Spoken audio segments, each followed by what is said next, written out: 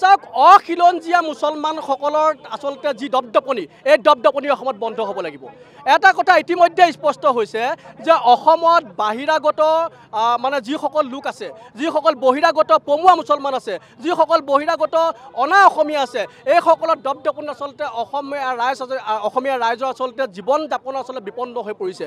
আমি দেখিছোঁ যে ঢিঙত শেহতীয়াকৈ এগৰাকী ছোৱালীক, স্কুলীয়া ছোৱালীক আচলতে ৰাজপথৰ মাজত ধৰ্ষণ কৰি পিনি ৰাজপথৰ দাঁতিত পেলাই থৈ গুচি গৈছে। ইয়াতকৈ নাৰকীয় ঘটনা এইখন অসমৰ কাৰণে একো হ'ব নোৱাৰে। এটা কথা আমি স্পষ্ট কৰি কওঁ যে অসম চৰকাৰৰ গৃহ বিভাগ সম্পূৰ্ণৰূপে ব্যৰ্থ হৈছে, অসম চৰকাৰৰ অধীনত থকা আৰক্ষী প্ৰশাসন সম্পূৰ্ণৰূপে ব্যৰ্থ হৈছে আৰু এই ব্যৰ্থতা ভাঙিব লাগিব। বিশেষকৈ অসমত খিলঞ্জীয়াৰ অধিকাৰ সুৰক্ষিত হ'ব লাগিব। আমি যিদৰে দাবী উত্থাপন কৰিছোঁ, অসমত খিলঞ্জীয়াৰ অধিকাৰ সুৰক্ষিত কৰিবৰ কাৰণে আইনৰ ঊৰ্ধত থাকি হ'লেও এই চৰকাৰখনে কাম কৰিব লাগিব। এই ঢিঙৰ ঘটনাৰ লগত আচলতে যিসকল ব্যক্তি জড়িত হৈ আছে, যিসকল অপৰাধী জড়িত হৈ আছে, তেওঁলোকক ৰাজহুৱা স্থানত ফাঁচি দিয়াৰ ব্যৱস্থা কৰিব লাগে।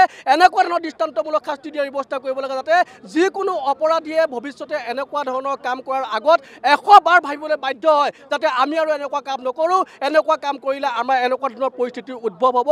সেই কথাটো যাতে প্ৰতিটো অপৰাধীৰ বুকুত, প্ৰতিটো অপৰাধীৰ ৰক্তৰ খিৰাই যাতে প্ৰবাহিত হ'ব পৰা এক ব্যৱস্থা আমাৰ অসম চৰকাৰে, অসমবাসী ৰাইজে গ্ৰহণ কৰিব লাগে। আৰু এটা কথা স্পষ্ট কৰি কওঁ, ঢিঙৰ যিটো ঘটনা, এই ঘটনা আচলতে শেষ ঘটনা হওক। বহিৰাগত যিসকল পমুৱা মুছলমান আছে, তেওঁলোকে অসম এৰি যাবলৈ আচলতে প্ৰস্তুত হওক। অন্যথা কিন্তু শিৱসাগৰতেই নহয়, সমগ্ৰ অসমতে আমাৰ দল সংগঠনবিলাকে, সমগ্ৰ অসমৰ থলগী ৰাইজে কিন্তু এক বৃহৎ প্ৰতিবাদী কাৰ্যসূচী গঢ়ি তুলিবলৈ সক্ষম হ'ব।